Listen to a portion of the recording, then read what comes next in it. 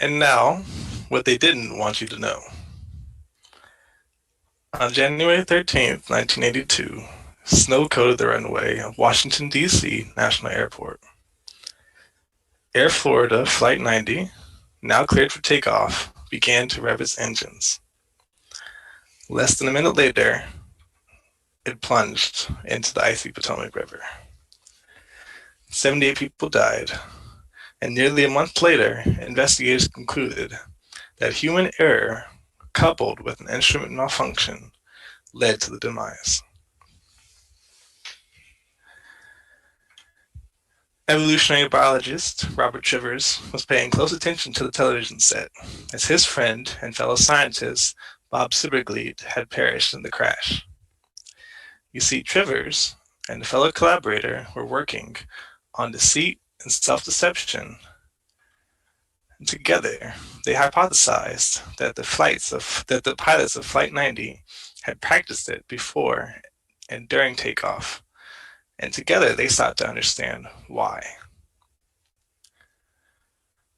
For Robert Trivers, after studying United States history in some of the best high schools and colleges, he was struck by the ubiquity of self-deception. In his own words, books such as The Genius of American Democracy and The Events of the Vietnam War introduced me to the negative consequences of blind self-deception. In college, Trivers was adept at math, but lost interest very quickly and chose to study law because of the lack of application.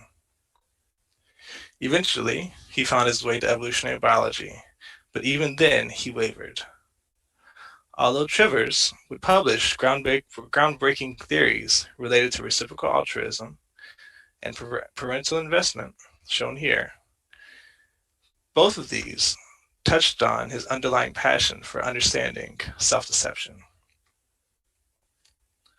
But although he would publish these groundbreaking papers, Trivers would also disappear to Jamaica, where he was allegedly a part of a group of armed vigilantes and not work for months. His colleagues thought him erratic, and to this day, no one knows which Robert Trivers will show up when invited for a talk.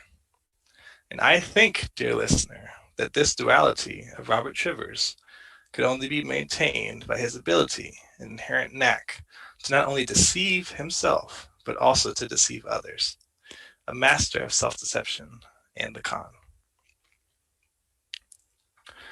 Trivers' collaborator was equally not new to self-deception, nor was he naive to its place in academia and American society. Born in Louisiana to a sharecropper and a Baptist preacher, a total of 37 people would be lynched in his parish. His family would move to Oakland, California, where, in his own words, he was made to feel ashamed of his identity. And not one teacher awoke in me a desire to learn more. All they did was try to rob me of the sense of my own uniqueness and worth. In response, he would deceive himself and believe he could make a difference. He would deceive others and graduate high school without being able to read.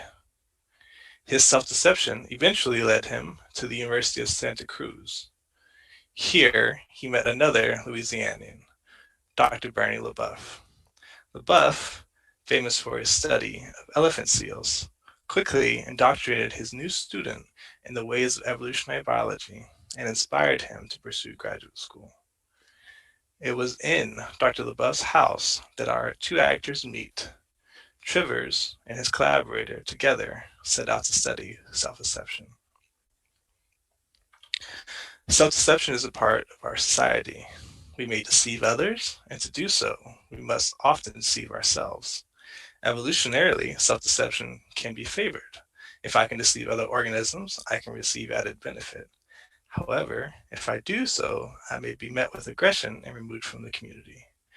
Therefore, to increase my chances of being undetected, I should even deceive myself. Within humans, self-deception can also take the form of imposter syndrome. Am I really good enough or worthy enough of these accomplishments? Deceiving myself can help me to achieve higher potential, but is it real? Their academic study of self-deception started by retrieving the black box recordings. Within, they found a conversation between the two pilots, where the main pilot was a self-deceiver and the co-pilot reality-seeking. While the co-pilot repeatedly asked for the pilot's validation in what he was seeing, the pilot deceived and removed himself from the situation. Under this context, he was merely acting as an observer before the fatal crash. Had the pilot not deceived himself as to the ability of the aircraft to take off under snowy conditions, and not deceive the co-pilot by acting with blind authority and machismo, the story may have ended differently. Once published, only 5 sources would ever talk or cite the paper, much different to the exploits of both authors. The book deal they had planned would also fall through, and both authors were pulled away by prior commitments. Trivers would leave California for an appointment at Rutgers, where he would set eyes on disentangling how the same theories he had applied to wild systems and the study that they had done on self-deception might apply to humans in everyday context. His collaborator also returned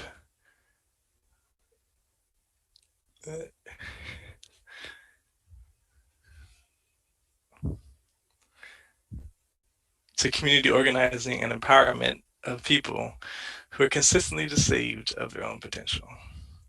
Still, their friendship remained. Trivers would make his collaborator and dear friend the godfather of his child.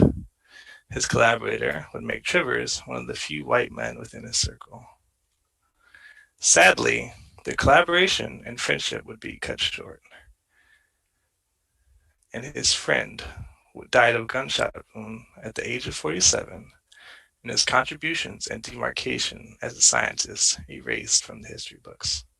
For you see, dear listeners, this man was none other than Dr. Huey P. Newton, leader of the Black Panther Party, a famous revolutionary, and evolutionary biologist. And that's what they didn't want you to know.